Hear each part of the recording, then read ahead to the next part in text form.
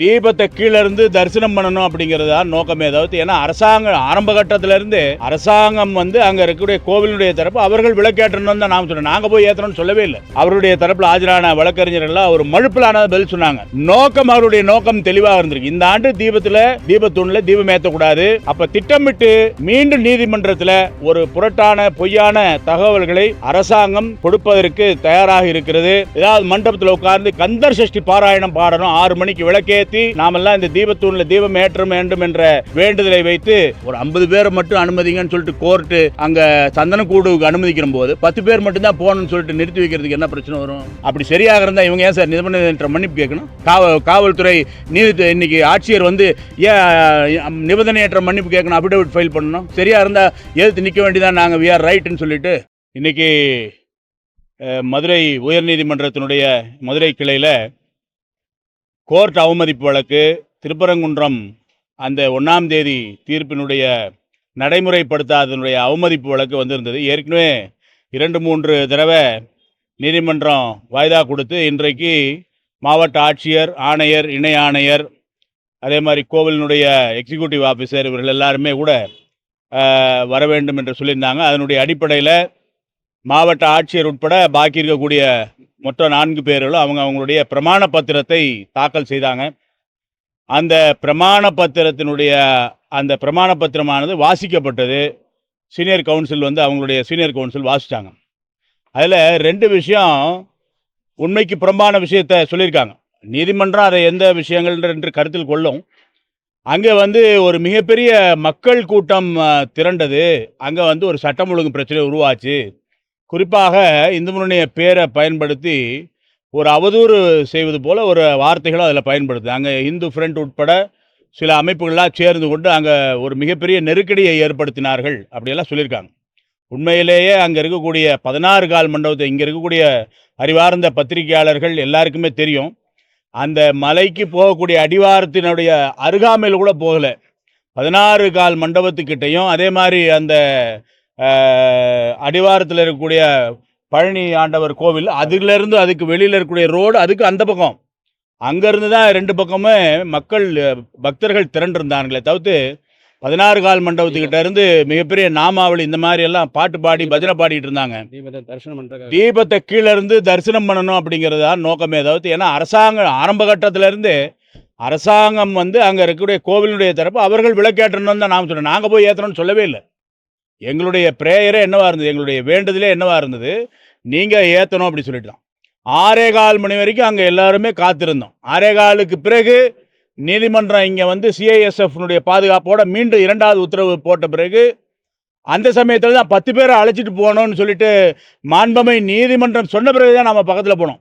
ஆனால் இவங்க ஒரு மிகப்பெரிய ஒரு நாவல் போன்ற ஒரு கதையை வந்து கட்டுக்கதையை இது பண்ணி அதில் அபிடவிட்டாக மாற்றி இங்கே மக்கள் திரண்டாங்க. ஒரு பெரிய இதுவாக இருந்துச்சு. ஆகையினால எங்களுக்கு வேண்டுமென்றே திட்டமிட்டு நீதிமன்றத்தினுடைய அந்த உத்தரவை அவமதிக்கணுங்கிற நோக்கமெல்லாம் கிடையாது. நாங்கள் வந்து அந்த சட்டம் ஒழுங்கை காக்க வேண்டும் என்று சொல்லி எங்களுக்கு வந்து அதிகாரிகள் தரப்புலேருந்தும் அந்த ரெவென்யூ தரப்புலேருந்தும் தகவல்கள்லாம் வந்ததுனால தான் நாம் வந்து ஒரு டிஸ்ட்ரிக்ட் மேஜிஸ்ட்ரேட்டாக நாம் அதை வந்து செயல்படுத்த வேண்டிய சூழ்நிலை இருந்தது அப்படி சொல்லிட்டு இவர் அஃபிடவிட் கொடுத்தாங்க. தொடர்ச்சியாக வெவ்வேறு விஷயங்கள், வாதங்கள் இன்னைக்கு கோர்ட்டில் வந்தது. மாண்புமிகு நீதியரசர் ஐயா சுவாமிநாதன் அவர்கள் சில விஷயங்களை வந்து கேட்டுக்கொண்டாங்க. மிகப்பெரிய கேள்விகள், அதாவது ஒரு மாவட்ட ஆட்சியருக்கு யோசிக்க வேண்டாமா, அவருக்கு புத்தி இல்லையாங்கிற அளவுக்கு கூட கேட்டாங்க. இதெல்லாம் அவங்களுக்கு புரியுமா என்னன்னு தெரியல. ஏன்னா அவர்களெலாம் மெழுகப்பட்டு ஒரே மாதிரியான ஒரு அரசாங்கம் என்ன சொல்லுதோ அதை கைகள் எடுத்துக்கொண்டு செல்லக்கூடிய வகையில் செயல்பட்டு கொண்டு இருக்கக்கூடிய அதிகாரியாக செயல்பட்டு கொண்டிருக்காங்க. மீண்டும் கூடுதலாக பிரமாண பத்திரம் அஃபிடவிட் தாக்கல் செய்கிறேன்னு சொன்னதுனால வரக்கூடிய மார்ச் மாதம் 2ஆம் தேதி அந்த அன்னைக்கு மீண்டும் கால அவகாசம் கொடுத்து மீண்டும் கோர்ட்டில் வந்து ஆஜராகணும்னு சொல்லியிருக்காங்க இன்றைக்கி நீதியரசர் அவர்கள். இதில் ஒரு 2-3 விஷயம் நாம் அவர் சொல்கிற போது, இந்த ஒரு மேல்முறையீடு அரசாங்கம் செய்யுதுன்னா அதை வந்து ஏற்றுக்கொள்ளத்தக்கதாக இருக்குது. ஆனால் கோயிலுடைய நிர்வாகம் மேல்முறையீடு செய்கிறதெல்லாம் எவ்வளோ இதுவாக இருக்குது அப்படிங்கிற ஒரு கேள்வியை முன் வச்சார். அதே போல் இந்த 2 நீதியரசர்கள் அமர்ந்த அந்த அமர்வுலேயும் திருப்பரங்குன்றத்தில் கார்த்திகை மாதத்தில் தீபம் ஏற்ற வேண்டும் என்று தீர்ப்பாயிருக்கு. அப்போது ஒரு வார்த்தை சொல்கிற போது நீதியரசர் அவர்கள் இந்த ஐயா சுவாமிநாதன் அவர்கள் சொல்லும்போது சொன்னாங்க, நீங்கள் மேல்முறையீடு செய்யலை அப்படின்னு சொல்லிட்டு வேணால் இந்த கோர்ட் அவமதிப்பு நடவடிக்கையை நாங்கள் நிறுத்திடுறோம் அப்படிங்கிற மாதிரியாக சொன்னாங்க. ஆனால் உடனே அங்கேருந்து அரசு தரப்புலேருந்து ஆஜரான அவருடைய தரப்பில் ஆஜரான வழக்கறிஞர்கள்லாம் ஒரு மழுப்பலான பதில் சொன்னாங்க. அவருடைய நோக்கம் தெளிவாக இருந்திருக்கு. இந்த ஆண்டு தீபத்தூணில் தீபம் ஏற்றக்கூடாது, அதை எப்படியா தள்ளி போகணும் அப்படி சொல்லிட்டு முடிச்சு அது ஓரளவுக்கு அந்த வேலைகள்லாம் முடிஞ்சிருக்காங்க. இருந்தாலும் கூட இந்த நீதித்துறையின் பேரில் நாம் வைத்திருக்கக்கூடிய அபரிமிதமான நம்பிக்கை, ஒட்டுமொத்த இந்த தேசத்தினுடைய ஜனநாயகத்தை காக்கின்ற மிகப்பெரிய தூணான நீதித்துறையினுடைய தீர்ப்பை மக்கள் பக்தர்கள் மிகப்பெரிய மதிப்போடு வணங்கி ஏற்றுக்கொள்கின்றோம். அதனால் கார்த்திகை மாதம் தீபம் ஏற்றுறதுக்கான முயற்சிகள் நடக்கும். ஆனாலும் கூட இவர்கள் மீண்டும் மேல்முறையீடிற்கு செல்வதற்கான வாய்ப்புகள் இருக்குது. இந்த கண்டெம்ட், இந்த கோர்ட் அவமதிப்பு வழக்கில் தாக்கல் செய்யப்பட்ட பிரமாண பத்திரத்தில் பக்தர்களை இழிவுபடுத்தியிருக்கிறார்கள். 100 ஆண்டுகளாக தீபமேற்ற வேண்டும் என்று எதிர்பார்த்து காத்திருந்த பக்தர்களினுடைய செயலை கேவலமாக சித்தரிச்சிருக்காங்க. அங்கே என்னமோ திரண்டாங்க, இவங்களால இன்னொரு தரப்புக்கு ஆபத்து வரும், அங்கே எதுவுமே நடக்கலைன்னு சொல்லிட்டு இத்தனை காலத்தில் அந்த தீர்ப்பு 1ஆம் தேதி டிசம்பரில் வந்ததுலேருந்து கடைசியாக இரட்டை அமர்வில் இருக்கக்கூடிய அந்த நீதிபதியினுடைய அந்த தீர்ப்பு வரைக்கும் தொடர்ச்சியாக அந்த மக்கள் பெட்டிஷன் கொடுக்குறதா இருக்கட்டும், அந்த மக்களுடைய உண்ணாவிரதமாக இருக்கட்டும், வெவ்வேறு விஷயங்கள் நடந்துட்டு இருக்கு. அப்போ திட்டமிட்டு மீண்டும் நீதிமன்றத்தில் ஒரு புரட்டான பொய்யான தகவல்களை அரசாங்கம் கொடுப்பதற்கு தயாராக இருக்கிறது. ஆனால் ஒரு விஷயம், நிபந்தனையற்ற மன்னிப்பு இதுதான் ஆரம்பித்தாங்க. ஆனால் நம்முடைய கேள்வி என்ன, நிபந்தனையற்ற மன்னிப்பு ஒரு சாதாரண வெகுஜன மக்கள் ஏதாவது குற்றம் செய்துட்டாங்க அப்படின்னு சொன்னால் இந்த நிபந்தனையற்ற மன்னிப்பை இந்த அரசாங்கம் ஏற்றுக்கொள்ளுமா, இந்த காவல்துறை ஏற்றுக்கொள்ளுமா, இந்த மாவட்ட நிர்வாகம் ஏற்றுக்கொள்ளுமா? அப்போ நிபந்தனையற்ற மன்னிப்பு, தப்பு செய்துட்டா நீங்கள் உயர் பதவியில் இருக்கீங்கிறதுக்காக நாங்கள் ஐயோ நாங்கள் மன்னிப்பு கேட்டுக்கிறோம் அப்படின்னு சொல்லிட்டு சொன்னால் இந்த கோர்ட்டை ஏமாற்றுவதற்காக நடத்தப்படக்கூடிய ஒரு நாடகம் என்று தான் மக்கள் பக்தர்கள் கருதுகிறார்கள். நிச்சயமாக இது தொடர்ந்து செல்ல போகிறது. இந்த நேரத்தில் இந்த விஷயத்தோட சேர்ந்து மிக முக்கியமான ஒரு குறிப்பு நாம் இந்த நேரத்தில் பக்தர்கள் தெரிந்து கொள்ள வேண்டும்.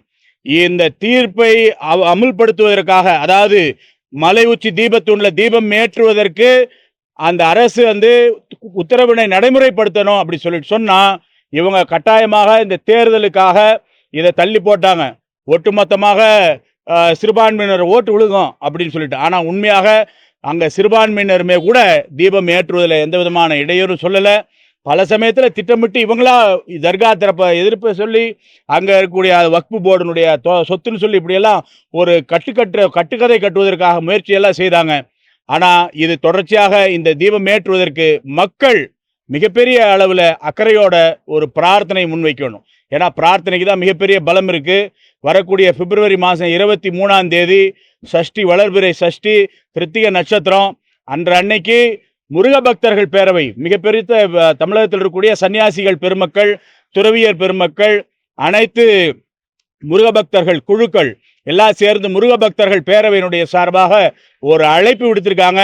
அந்த வளர்பிறை சஷ்டி 23ஆம் தேதி நாம் எல்லாரும் சேர்ந்து அந்தந்த பகுதியிலே அவங்க வசிக்கின்ற இடத்துலையே கோவில்கள் இருக்கக்கூடிய அந்த தெருக்களில் ஏதாவது மண்டபத்தில் உட்கார்ந்து கந்தர் சஷ்டி பாராயணம் பாடணும். 6 மணிக்கு விளக்கேற்றி நாமெல்லாம் இந்த தீபத்தூணில் தீபம் ஏற்ற வேண்டும் என்ற வேண்டுதலை வைத்து அந்த கந்தர் சஷ்டி பாட வேண்டும் என்று சொல்லியிருக்காங்க. இந்த நேரத்தில் இத்தனை ஊடகங்கள் வாயிலாக நாங்கள் வைக்கின்ற வேண்டுகோள், முருகபக்தர்கள் சார்பாக, முருகபக்தர்கள் பேரவை சார்பாக நடக்கக்கூடிய அந்த நிகழ்ச்சியை நாம் எல்லாருமா சேர்ந்து கலந்து கொண்டு ஒரு மிகப்பெரிய ஆன்மீக பலம் இந்த உத்தரவு நிறைவேற வேண்டும் என்ற எண்ணத்தோடு நாம் செய்ய வேண்டும் என்று கேட்டுக்கொள்கிறோம். வணக்கம்.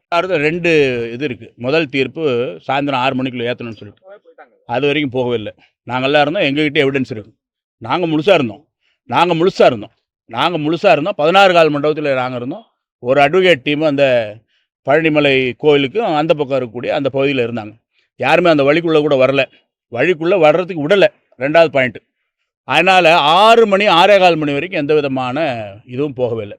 2வது 10 பேரோட மேலே போய் சிஐஎஸ்எஃப் பாதுகாப்போட, உங்களுக்கு அந்த ஜட்ஜ்மெண்ட் ஞாபகம் இருக்குன்னு, அந்த 2வது அந்த ஜட்ஜ்மெண்ட் வந்த பிறகு அந்த 10 பேரை அனுமதிக்கிறதுக்காக நாம் பட்டியல் போட்டு அங்கே இருக்கக்கூடிய ரேஞ்ச் ஐஜி அங்கே தான் இருக்கார். அப்போ உங்களுக்கு நிறைய விஷயம் இங்கே வரல, வெறும்ன கமிஷனரோடு நிறுத்திட்டாங்க. ஆக்சுவலாக கண்டெம்ட் ஆஃப் கோர்ட் அங்கேருந்து எடுத்துருக்கணும். அவர் எல்லாம் கூட அங்கே இருக்கிறாரு. ஸோ நாம கமிஷனர் ஆஃப் போலீஸ் கிட்ட இங்கே இருக்கார், இவர் பேசியிருக்காரு. அவர் வந்து நாங்கள் வில் ஃபேஸ் த கான்சிக்வன்சஸ்ன்னு சொல்லக்கூடும்போது இவர் அங்கே இருக்கார் பக்கத்தில். இவர் one of the person who was asking police to allow the people, allow the பக்தர். ஸோ அந்த நேரத்தில் 10 பேர் பட்டியலோடு நாங்கள் கொடுக்குறோம், நாங்கள்லாம் வெளியில் நின்றுக்கிறோம் அப்படின்னு சொல்லிட்டு சொல்கிறாங்க. இது வரைக்குமே எந்த விதமான பிரச்சனையும் இல்லை. அங்கே இருந்தாங்க 10 பேர் தான் அனுமதிக்க போகிறோம், ஒரு 50 பேரை மட்டும் அனுமதிங்கன்னு சொல்லிட்டு கோர்ட்டு அங்கே சந்தனக்கூடுக்கு அனுமதிக்கிற போது 10 பேர் மட்டும்தான் போகணும்னு சொல்லிட்டு நிறுத்தி வைக்கிறதுக்கு என்ன பிரச்சனை வரும்? மக்கள் வந்து ஏற்றுக்கொண்டு, அதான் சொல்கிறேனே, இது முருக பக்தர்களையும் இழிவுபடுத்துறது.